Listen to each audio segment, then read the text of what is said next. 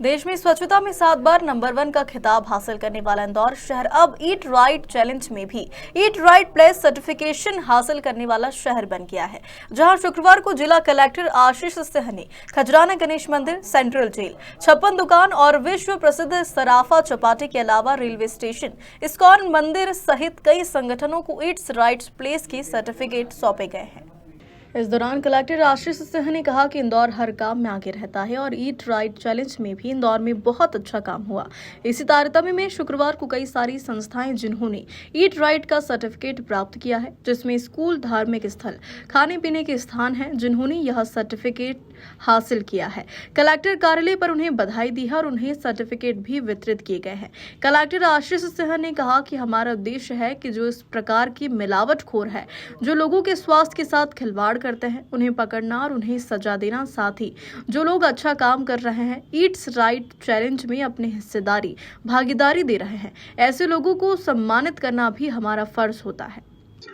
देखिए, इंदौर में बहुत अच्छा काम इस मामले में हुआ है और उसी के तारतम्य में कई सारे ऐसे स्कूल हैं जिन्होंने ईट राइट में सर्टिफिकेशन प्राप्त किया है, कई सारे धार्मिक स्थल हैं जिन्होंने ये सर्टिफिकेशन प्राप्त किया है, कई सारे मार्केट एसोसिएशंस हैं जिन्होंने सर्टिफिकेट प्राप्त किया है। उनको यहाँ पर बधाई भी दी गई है और सर्टिफिकेट वितरण भी किए गए हैं। हमारा एक तरफ उद्देश्य जो अगर इस प्रकार के मिलावटखोर हैं उनको पकड़ना और उनको सजा देना भी है, लेकिन इसके साथ साथ जो लोग बहुत अच्छा काम कर रहे हैं, ईट राइट चैलेंज में अपनी हिस्सेदारी दे रहे हैं, निश्चित रूप से उनको सम्मानित भी किया जाना हमारा कर्तव्य है। ये पहले क्लीन स्ट्रीट फूड हब के नाम से सर्टिफिकेशन था। हमें 2019 में सर्टिफिकेशन हुआ था, जब हम हिंदुस्तान के दूसरे क्लीन स्ट्रीट फूड हब थे। ये तीसरी बार हमने हमारा सर्टिफिकेशन कराया है और इसमें जो मापदंड होते हैं वो इंटरनल ऑडिट होता है, देन ऑडिट होता है और दिल्ली से एक टीम आती है जो हमारे मार्किंग करती है कि हम उसके लायक हैं या नहीं हैं। इसमें जो हमारे फूड हैंडलर होते हैं उनका मेडिकल होता है, जो फूड हैंडलर होते हैं उनका टेस्ट होता है और टेस्ट होने के बाद में हमें ये सर्टिफिकेशन प्राप्त होता है। सर, ये FSSAI के द्वारा ईट राइट इंडिया मूवमेंट चालू किया गया है, जिसके अंदर इस बार पहली बार हमने ईट राइट स्टेशन को भी इंक्लूड किया है, सेंट्रल जेल को भी इंक्लूड किया है और एम्पायर हॉस्पिटल को भी इंक्लूड किया है। इसके पहले भोग में खजराना मंदिर और पितृ पर्वत पहले होते रहे हैं और इस बार हमने नया जो किया रंजीत हनुमान और इस्कॉन मंदिर।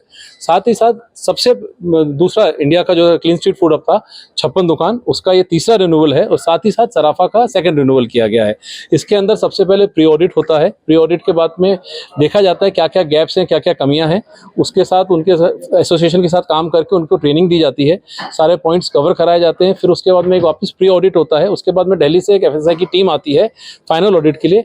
उस ऑडिट के बाद में वो मार्किंग बेस पे डिसाइड करते हैं कि किस मार्केट को कितना होना चाहिए। पहले इसमें स्टार रैंकिंग होती थी, अब स्टार रैंकिंग खत्म करके इन्होंने सिर्फ clean street food hub, clean street station and eat right भोग का सर्टिफिकेशन देना चालू किया है, जिसमें कि जिले में पहला सेंट्रल जेल और एम्पायर हॉस्पिटल पहले है इस बार। सर, इसमें किस प्रकार की प्रक्रिया होती है, क्या क्या चीजें देखी सर, इसमें सबसे पहले इसमें देखा जाता है आप खाद्य कारोबार कर रहे हैं तो आपका FSSAI लाइसेंस है कि नहीं, पानी जो आप यूज कर रहे हैं वो शुद्ध पानी है, म्युनिसिपल का है, पानी की जांच होती है। खाद्य सामान जो भी आप बिक्री कर रहे हैं उसकी जांच होती है, जिससे आप लेते हैं उनके पास लाइसेंस है कि नहीं खाद्य कारोबार करने का, उसकी जांच होती है। हर आदमी के दुकान के मालिक से लेके उनके वर्करों तक के उसके मेडिकल्स होते हैं। मेडिकल्स होने के बाद में उनकी एक फर्स्ट एड ट्रेनिंग होती है, जिसे फूड सेफ्टी सुपरवाइजर ट्रेनिंग कहा जाता है।